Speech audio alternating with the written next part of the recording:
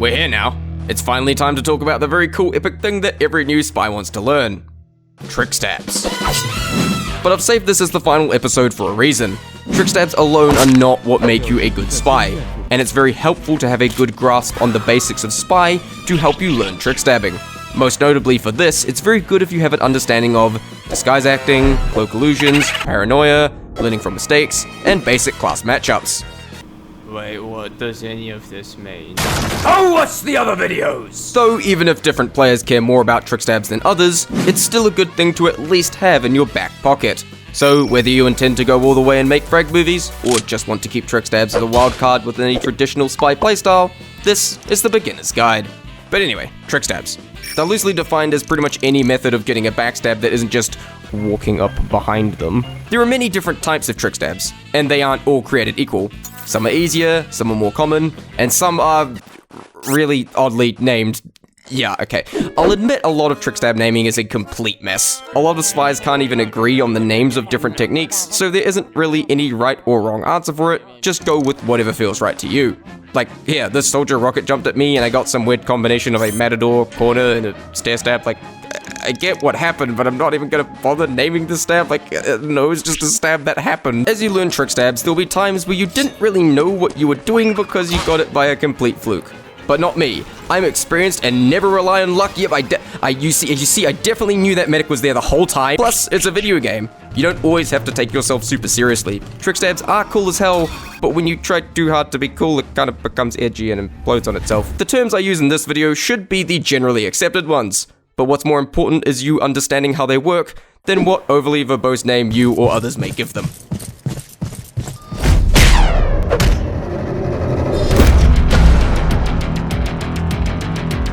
Trickstabs themselves are a mix of mechanical skill and mind games. As a quick refresher, the back hitbox is simply the back half of a player, based on their view, not the model itself.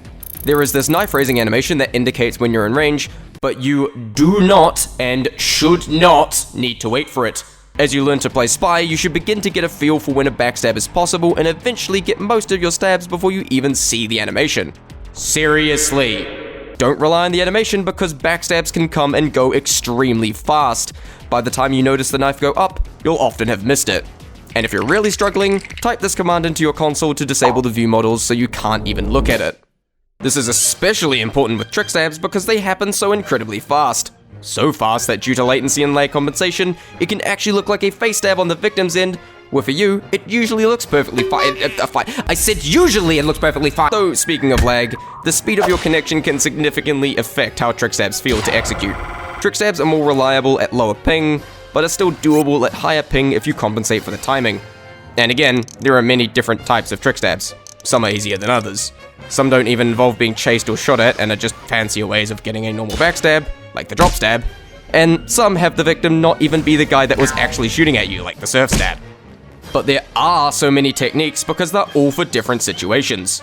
Even then, they don't always work all the time no matter how good you are. Frag movies can be a really cool highlight reel, but they are just that, a highlight reel of their best moments. They don't put in all the bits where stuff like this happens.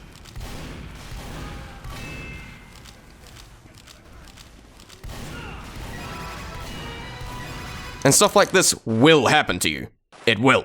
You'll misjudge something, you'll make a silly mistake, you'll mess up. But a big reason a lot of trickstabs fail is because the spy telegraphed their attacks.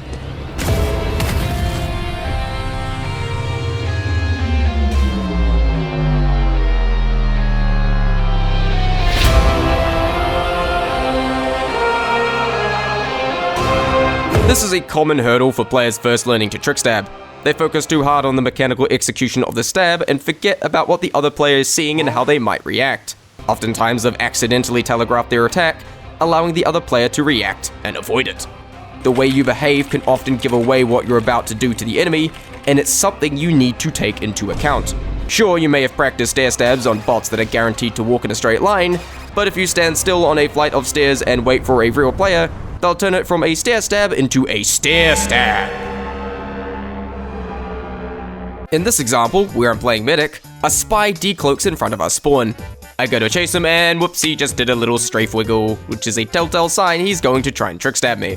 I refuse to approach him, He rounds a corner and oh boy, I wonder what he's going to do now. I refuse to get into his melee range, kill him, and then taunt because of how blatant his Trickstab Karma arrives in the form of the second spy. Again, be wary of the information the enemy is seeing, or lack thereof. They're most effective when the victim gets little to no warning whatsoever. Not only that, but you can also feed them false information. Making it unclear or misleading as to what you're going to do next gives you a higher chance of success. It's the same theory as the cloak illusion. You mislead a player by running one way while cloaking, then abruptly changing direction once you're completely invisible, making them try to find you with false clues. This is why something like the corner stab works. Yes, once you round the corner, you abruptly stop and wait for the enemy, which would be a dead giveaway, but there is a solid wall blocking them from seeing said giveaway. This makes it look like you kept running when you in fact did not. If they suspect a corner stab, they can either wait for you to come back or take the corner wide, but if they're wrong, they just gave you extra time to escape. And this sort of thing doesn't just apply to corner stabs. Here, I'm using a wall to block what would otherwise be a blatantly obvious stair stab. But remember that the knife isn't your only weapon, for you see,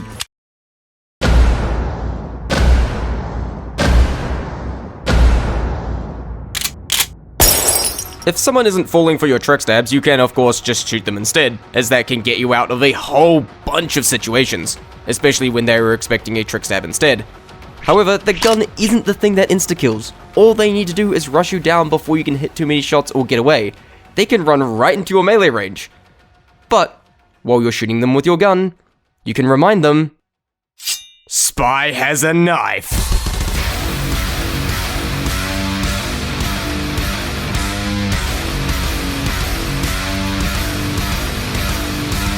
In the same way players don't expect a trickstabbing spy to suddenly shoot them, they don't expect a spy using their gun to abruptly go for a trickstab.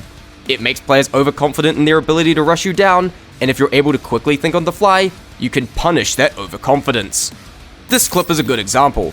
This spy here is expecting me to have a knife duel, but I notice his health is low, so I just pull out my gun and finish him off. However, the medic, seeing I just pulled out my gun, decides to rush me down. But I pulled the old switcheroo and swapped back, immediately catching him with a matador. The gun is basically a magnet that draws players towards you. You don't necessarily shoot the gun specifically to get the player to approach you, but if you notice that they are, you can suddenly decide to attempt a trickstab with literally no warning. Speaking of trickstabs with no warning, if you're already decent at disguise acting, you can actually use trickstabs against players that fall for your disguises. You can often pretty easily guess where they'll walk, and they can't really see a trickstab coming if they don't even know you're a spy in the first place. As mentioned in the last episode, you can even disguise as a teammate so enemy players will charge at you thinking you're a different class. Inversely, when players do figure out your disguise, you can catch them off guard with a trickstab by simply pretending not to notice them. By not looking at them properly, it tricks them into thinking you're not paying attention. Like this guy here has figured out that I'm a spy, but he hasn't figured out that I've figured out that he's figured me out, so I've figured out that he's gonna run at me, so I figured out that I can do a funny sidestep, and BAM! But just the same way that using the same disguise will decrease its effectiveness, the more you attempt trickstabs, the more people catch on.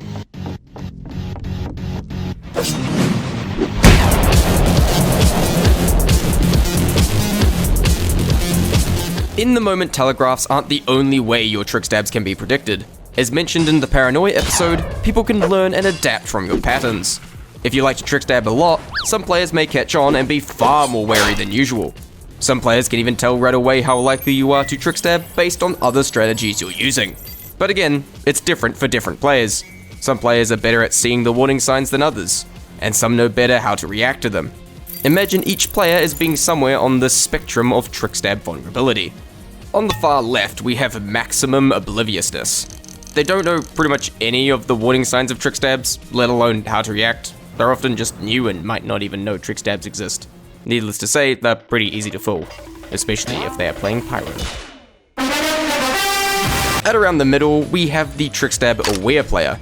These guys do know some of the warning signs of trickstabs, but they don't actually know how to avoid them as well as they think they do. These are the kinds of players to predict you're about to attempt a matador or stair stab, but sometimes run at you anyway thinking they can somehow avoid it. They tend to let their spy-killing overconfidence get the better of them. And at the far right, we have the stubborn player. These are the players that know many of the warning signs for trickstabs, and typically know how to counter them.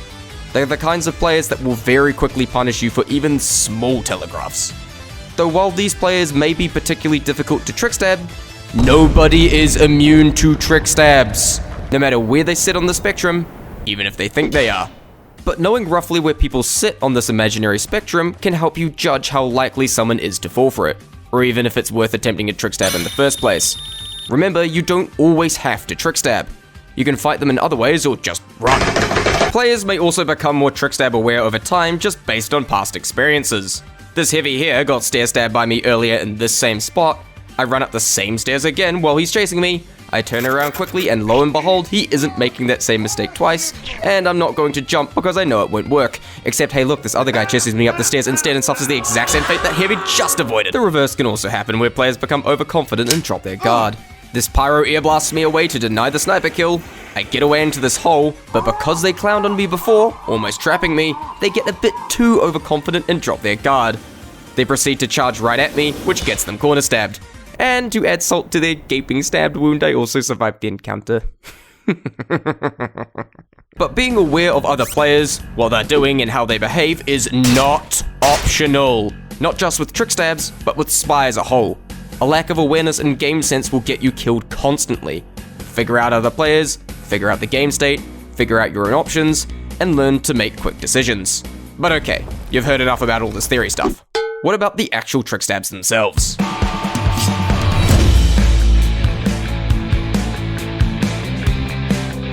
Now, there are way more trickstabs than what I'm going to show, but this is supposed to be an introduction. So I'll be going over the concepts that are easy to understand starting out. Speaking of things that are easy to understand, this one is very easy. You jump down to someone below you and stab right before or just as you hit the ground. It's basically a slightly flashier backstab, but being able to pull this off does a good job showing your proficiency with knowing the backstab hitbox. If you're able to pull these off, it'll help a ton with everything else. It works on pretty much anyone below you. This one typically happens while you're disguised. You walk past your unaware victim in the opposite direction, and as you pass them, you quickly flick your aim to their back and stab. And again, if you're able to do this, you've got a good grasp on the hitbox. This also works on pretty much anyone as long as they're fooled by your disguise. Named after the art of Spanish bullfighting for a reason. When someone runs in a straight line directly at you, as they reach melee range, you very quickly strafe either left or right, then swap to the opposite direction to stab them as they try to keep their aim on you.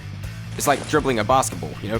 Which way's it gonna go, huh? Which way's it gonna go? The Matador works against players running directly at you with just the W key.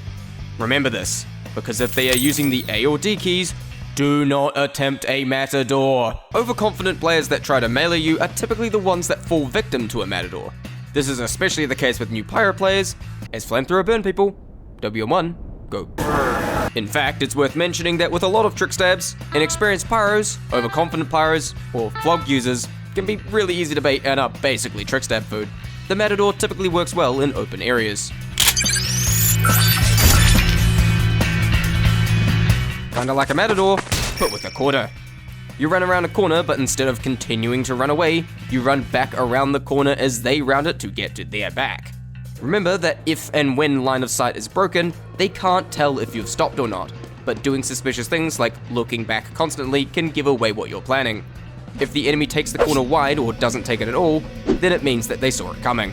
This doesn't mean you have to break line of sight just to make a corner stab work, as this also just abuses the way players run around corners. Again, it works on anyone overconfidently charging right at you, but you will need to have a good sense of when the other player will round the corner, since you usually won't be able to see them until they do so. You should start rounding back before you even see them again, or else it'll just give them time to react.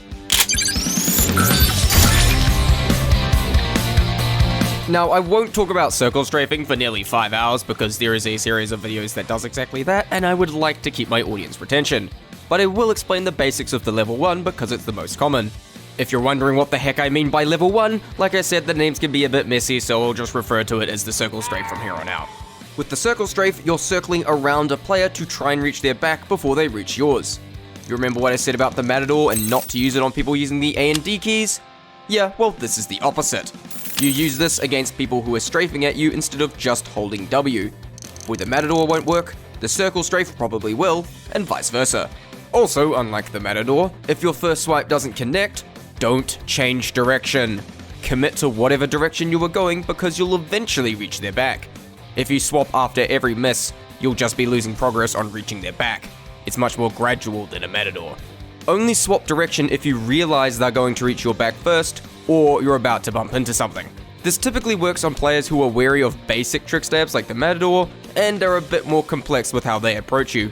Again, if they're using the A and D keys instead of just holding W, this is where it comes in. This is also quite a common stab against other spies, especially if they're trying to trick stab you. Okay, this is the one almost everyone knows. You bait someone upstairs, then epically jump over their head to reach their back and stab them epically. I just said epically twice in the same sentence. When jumping, you'll want to crouch immediately after, as it pulls your hitbox up. This prevents you from bumping into your target, and it allows your knife to reach below you. Keep the crouch button held the entire time until after you land the stab. This is one you're going to need to learn a bit of rhythm to be able to pull it off properly, as it involves air movement. This also works on people who run right at you. However, the stair stab is infamously known for being really easy to accidentally telegraph. So, as mentioned earlier, unless they seem really oblivious, avoid just standing on top of stairs and waiting for them. Well, actually, it should be called the stair stab because it doesn't actually require You can use any inclined prop or elevated surface. If it gets you on top of the enemy, it can get you a stair stab. You can even use an engineer's own sentry to stair stab him. But hey, let's just keep calling it the stair stab anyway, because it makes stuff like this less obvious to the enemy. There's also other tricks you can use to hide the telegraph of a stair stab. As mentioned earlier, you can run around a corner to hide the fact you're waiting for them, you could run at them firing your gun but suddenly stair stab at the last second, or you could even do it without turning to look at them at all, which is often called the blind stair stab. The reverse scenario of the stair stab or drop stab.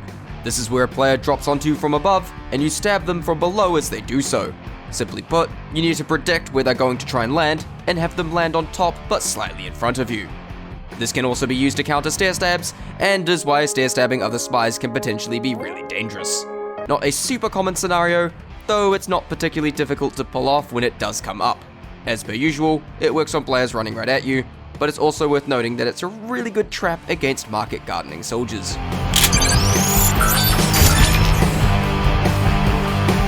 Okay, so you remember that thing I mentioned in the last episode of being able to surf the damage of explosives to get away? Well, you can also use it to pull off what's known as a surf stab.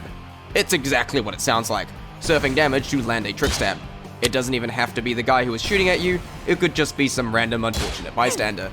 This one does require a good amount of air control, so if you're already familiar with things like rocket jumping, you'll find this easier to pull off. It also doesn't have to be enemy rockets. It could be stickies, air blast, even undisguising on top of a sentry all work. Well, as long as it doesn't kill you. On the topic of disguises, remember that disguises make you immune to most forms of knockback. So if you intend to try surf damage, you should drop your disguise on purpose. I even have a bind so I can do it instantly by pressing the middle mouse.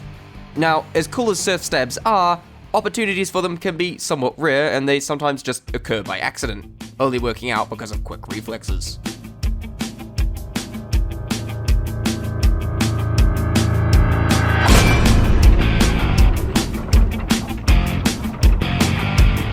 Like I said, trick stabs are a mix of mechanics and mind games, but you can learn the mechanical execution of them with the help of two custom maps in particular, TR Walkway and TR Corner Stab. The former is general use for all classes, and the latter is specifically for trick stabs, but both are useful for different trick stabs. Now, if you don't know how to install custom maps, I made a tutorial on the second channel which is linked in the description. Anyway, both of these maps, when set up correctly, allow you to practice moves on training bots that walk along a predetermined path, but can potentially teach you bad habits if you're not careful. Most notably, the bots will never react to you whatsoever. This is what they're supposed to do, but remember to keep telegraphs in mind since what would normally work on a bot that walks in a predictable line might not work on a player that can react to things and fire more than 3 neurons. When running one of these training maps, your computer itself is the server, so you'll literally have a perfect connection. If your average ping in games isn't super low, or sometimes kinda sucks, you can try using the net fake lag command to simulate the ping you're typically at. And before you ask, no, the client doesn't work in normal games. Now, where to actually practice specific stabs. And keep in mind these are just my recommendations and not gospel. Modify what feels right to you. There are these platforms above the walkway that extend out. You can pretty easily use them to practice drop stabs. There's a spot for it on corner stab as well for shorter heights, but walkway should give you a better initial feel. The bots will walk in a straight line and won't look at you, so just run past them and learn how to flick your knife towards them. There's this room here specifically for practicing these kinds of techniques, where an engineer bot will chase you, but not attack. If you stand still, it'll run at you in a straight line. You can also spawn these heavy bots to attempt this technique on a less mobile target. Corner stab, obviously. Yeah, these bots will walk around these corners mimicking the way real players do it. The same room from before. If you start moving instead of standing still, the engineer bot will begin strafing at you. Walkway has this slope that is obviously really good for it, the steepness and height of which can be adjusted, allowing you to learn to stair stab at different heights. However, the slope on corner stab gives you much less warning, helping you train your reactions. And that one room mentioned earlier also has a bunch of props that you can also use to practice.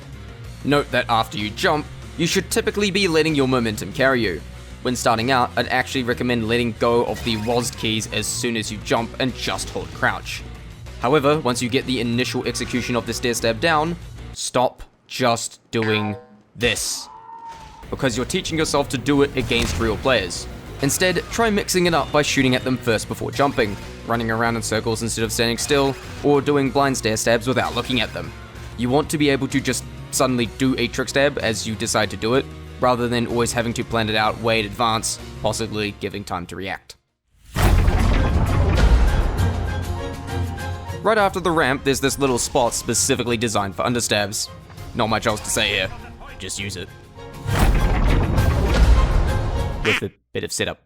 Set the bots to soldier, set them to fire slowly, turn down the deploy speed to 6 seconds, disable random crits, and you get this.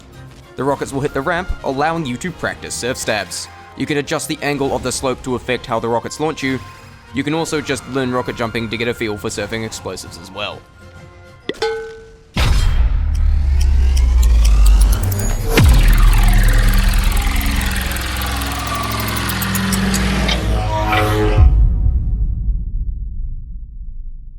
Spy is hard. There's a lot to learn, and it's easy to screw up if you don't make quick decisions. Backstab hitbox, cloak management, disguise acting, paranoia, game sense, improving from mistakes, using the gun, avoiding pyros, attacking engineers, combat, and of course, trick stabs. The class is complex and often stressful. It's very easy to die constantly, but getting good at playing what is widely considered the hardest class in the game, narrowly avoiding death around every corner, outsmarting the enemy that thinks you're just a free kill, getting in their head while not letting them get into yours, and dispensing far more lethality than they'd expect you to be capable of. Despite how weak everyone says the class is, getting good at Spy invokes a strong feeling of power. It's what makes Spy so engaging and fun to play once you know what you're doing.